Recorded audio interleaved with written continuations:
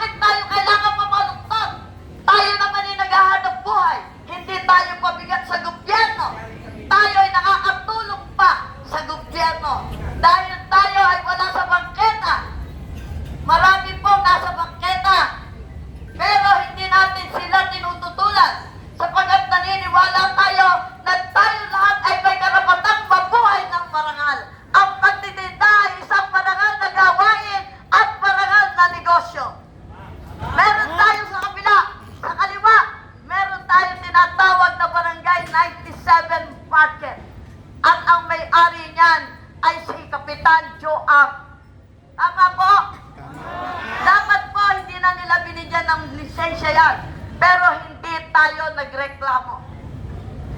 Yung pong kay Ignacio, mas una pa sa atin yan. Ang tanong, compliance din po ba sila sa lahat ng hinihingi nila sa atin? Kung meron tayong kulang na mga dokumento, nagko-comply tayo, pero intindido natin na pahihirapan tayo dahil may utos si Pink Lady na hanggang maaari wag tayong makapag-comply. Pero hindi po mangyayari yon. Kahit anong hirap, anong bigat, anong mahal, magko-comply tayo sa lahat ng kanilang hinihingi.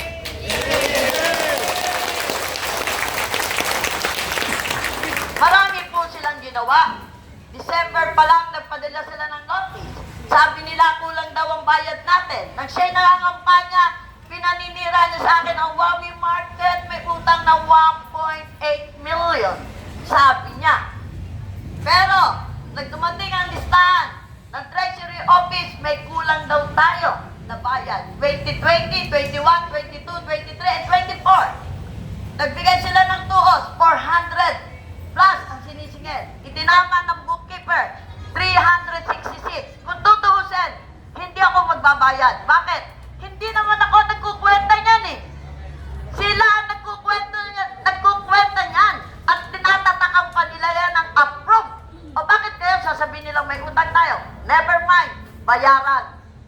Tama, bayaran. Sumunod, sabi nila kumuha daw tayo ng insurance. Nagbayad tayo ng January 3 insurance, 21,000. Nakabayad na, may reklamo pa rin. Sabi nila wala tayong sanitary permit. Diyos ko naman, bayad naman tayo sa sanitary permit. Hindi lang na-overlook lang ng Tigalakan na hindi pala niya nakuha yung sanitary permit. Nang hindi makuha ang sanitary permit, kumuha kami sa Health, City of Health, kay doktor ng certification na hindi tayo mabibigyan dahil tapos na yung year 2024. Dapat magbayad tayo ng year 2025 para mabigyan tayo ng sanitary permit. Nagbigay siya ng certification na hindi na sila pwede mag-issue dahil tapos na ang year 2024. Ibig sabihin, bayad tayo ng year 2024. Lahat po kinukumply. At nakakatuwa, as-built plan. Gumawa tayo ng as-built plan. Hinihingaan ako ng traffic impact analysis. Ay built na nga ito. Ang kinukuhanan lang po noon ay yung magko-construct pa lang kayo. At high-rise building ang itatayo nyo. Para makita kung kayo ay nagko-cause ng traffic sa inyong ginagawa. Wala pa tayong ginagawa. Naka-built na to eh. Nakatindig na to eh. Okay pa rin. Alam niyo kung gaano kakapal yun? Ganito kakapal yun. Ganyan po kakapal yun. At kung nakita niyo, meron po dyan na nagbabantay, naglilista, ilang sasakyan ang dumadaan, ilang ganito, ilang truck, ilang jeep, ilang kotse. Ganon po yung analyst. Nag-a-analista kung paano nagkokos ng traffic pag nagtayo ka ng building. Hindi ba tayo tatayo? Magtatayo ba tayo? Oh, ngayon, yung kumuha ng bahay sa akin, dito sa P. Basilio, di ba pinuntahan kayo? Sinusukat pa lupa nyo? Ano ba tayo? Ngayon lang pa tayong pinanganak? Meron na kayong sariling mga titulo dahil nabayaran nyo na ang property na kinuha nyo sa akin? Ibinigay ko na sa inyo ang titulo, itinransfer na ninyo sa inyo. Susukatin? Sa tingin nyo yun? Di ba taga nyo na nakatira doon, may gumawa ba ng ganon? Ngayon lang, di ba o? Dahil pinagputos niya na lahat ng negosyo ni Huawei, saliksikin nyo, pahirapan nyo. Yung iba, bayad na tayo ng year 2024, 25. Hindi rin po nila binigyan ng plaka at ng certificate. Marami silang hinahanap. Hindi ko nasasabihin sa inyo yung pinakailalim na ginagawa nila kung paano sila nagre-red tape para makakurakot. Hindi na yon. Okay na yon. Part na yun eh. Ganong kabulok ang sistema nila. Yung insurance. Tunay ba yung insurance? 26 million a year ang binabayad ng mga pasayenyo o negosyante doon lang sa insurance na tinatanggap nila. Ang pondo ng ating mayora ng year 2024 is 3 billion 500 million. Not 2024, more or less. 2025,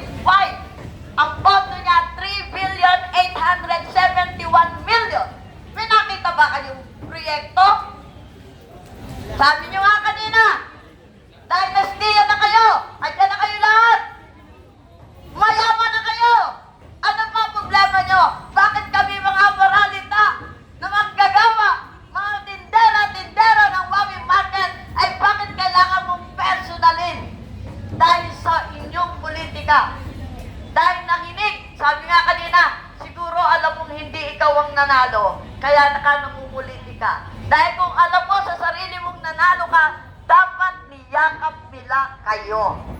Dahil ang magaling at mahusay na politician, ang hindi kanya ay niyayakap para to convince everybody na sumunod na panahon na pagtakbo uli ng pamilya nila ay sila po ay tanggapin na ng buong butante. Pero ano ginagawa nila?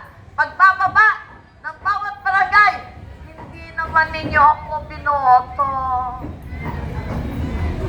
Hindi sila makamove on. Tayo, tumahimik tayo. Wala tayong sinabi. Wala tayong magagawa eh. Dinaya man tayo, hindi tayo dinaya. Dapat natin tanggapin na itinaas na ang kanilang kamay.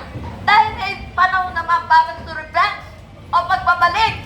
Sana naman patawan ng mga Pasayenyo na itong tapat ng pinaglilingkuran, naglagay ng foreclosure without any notice. Dapat nagbigay mo na sila ng notice and reason why na kailangan nyo ipasara ang Wawi Market. Bigla na lang yung pinasara. Magpapasko, magbabagong taon, tinanggalan nyo ng karawatan ang buong pamilya ng vendor na maramdaman ang spirit ng Pasko. Ako po ay taus-pusong nagpapasalamat sa inyo. Kayo po ay aking pinagluluto ng minuno ngayon at saka chick pork steak. No? Dahil alam kong napagod kayo at nahirapan kayo. Pero ang pinakamasarap nito, sa panahong ito, sa araw na ito, at sa oras na ito, pinakita ninyo na kayo ay isa. Kayo ay Wawi Vendors.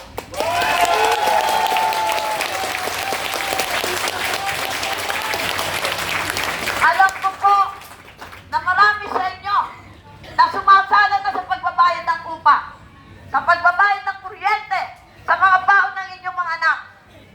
Alam ko na yun ang mangyayari. Kaya nga po, nagpasya kami na kayo ay mapahiram ng 10,000. Yung alam ko na hindi kayo makakapaghanap buhay. At kayo po, ipinatatawag uli yung ating treasury para po magkaroon uli kayo ng additional na tulong habang kayo ay walang hanap buhay. Yes, mabuhay si Yorme. Ang pagtitiis ay sagrado. Ang pagkilala sa pangalan ng Panginoon Diyos ay sagrado. Kung tapat kayong pinaglilingkuran, ang tapat at higit pa sa tapat, naramdaman ba ng Wawi Market yung tapat kang pinaglilingkuran at higit pa sa tapat? At ano yun? Ano yung higit pa sa tapat? Pagkatapat nga lang kami dalawa eh. Na ako'y Tusiali, hindi ko siya naramdaman na naging tapat siya sa mga taong bayan. Hindi na yun eh. Maging tapat na lang siya sa sarili niya para bawat ibibigkasin ng kanyang mga labi. Ano mang itong tamis at bakla at pait. Sana ito'y ginagawa niyang makatotohanan. Yung paghimas niya sa ribulto ng mahal na Panginoon at Birhen, sana may meaning yun. Hindi pakitang tao lamang. Napakahalaga na maramdaman ng mga Wawi vendors na siya ay bilang ina ng lungsod ng Pasay ay panindigan niya ang salitang tapat ko kayo pinaglilingkuran.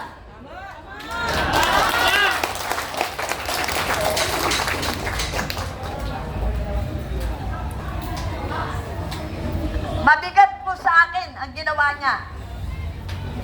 Dahil hindi naman ako ang pinupurhisyo niya. Nang aakar lang siya. Kaya lang hindi niya tayo maasar. Pero siyempre, bilang mga tindero na nandito sa private, na hindi tayo nakakasagabal sa traffic, hindi katulad ng mga nakapangketa na meron nga rito sa tabi natin, hindi compliance, walang CR. Saan sila nagsisira mga vendor dyan sa Barangay 97 Market?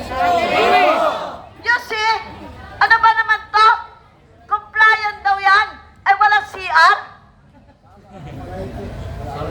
Talaga namang tapat namang talagang niloloko lang tayo. Miss Imelda Amy Calixto Rubiano, buksan mo ang puso mo. Bilang ikaw ay isang ina na tapat na naglilingkod sa mga tiga-Pasayenyo, dapat po bigyan nyo ng permit ang Wawi Market, mag-penalty kung dapat mag-penalty. At pag dumating ang dokumento namin na nagko-comply kami, ay tanggapin ang inyong mga tauhan. At sabihin na diretso kung anong kulang, hindi yung isa-isa.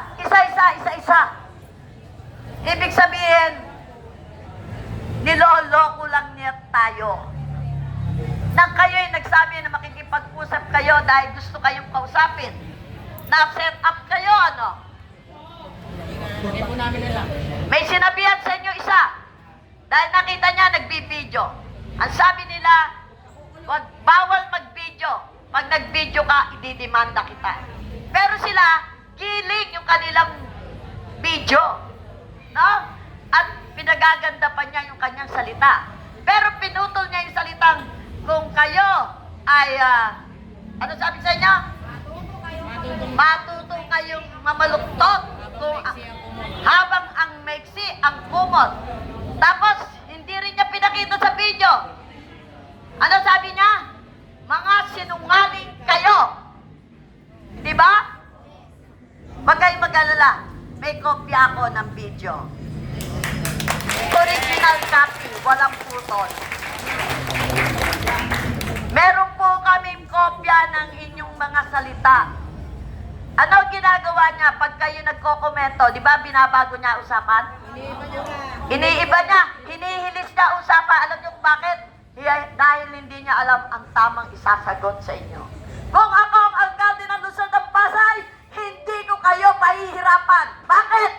Obligasyon ng gobyerno na bigyan ng magandang buhay ang kanyang nasasakupan.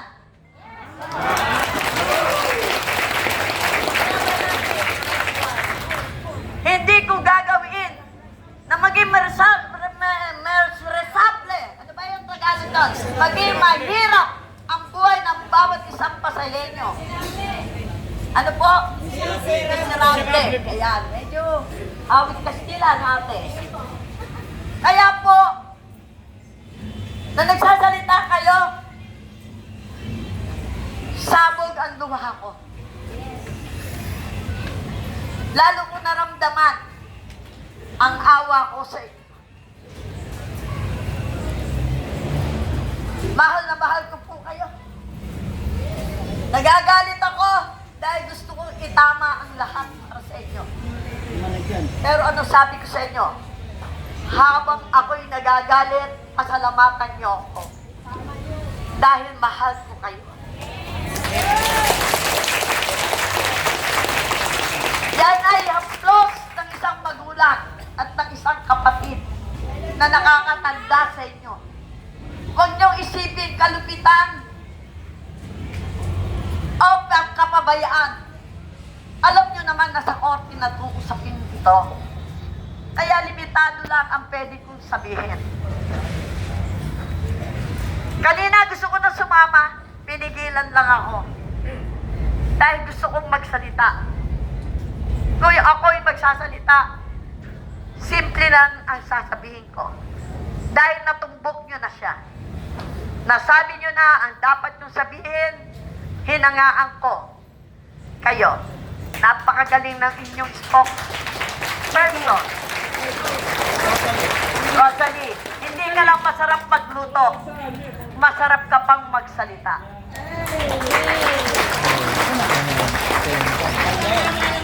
Isa lang po ang sasabihin ko kay Miss Imelda Rubiano. Miss Imelda o Amy, bigyan mo na kami ng mayor's permit to operate. At lahat po ng vendor namin, yung kaya magbayad, kukuha na rin po ng mayor's permit. Dahil sila po ay may mga DTI na po. At kung meron man po kami kulang, magko-comply kami. Pero kailangan mag-issue muna kayo. Meron po kayong rules sa inyong opisina ng BPLO na pag-renewal, ang kailangan nyo po, last payment, insurance.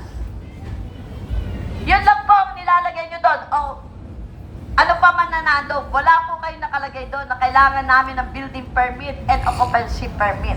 Wala pong ganon.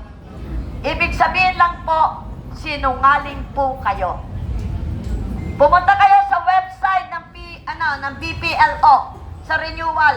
Wala din pong nakalagay na kailangan nyo mag-submit ng building permit and occupancy permit. Yung ibang kumukuha dito, sila Ate Nene, di ba hindi kayo hinihingian? Wala, di ba ho? Hanggang ngayon po, wala pa ho. Pero, kung kayo'y malaking kumpanya o opisina at bagong tayo kayo, required po na magbigay kayo ng building permit and occupancy permit. Kung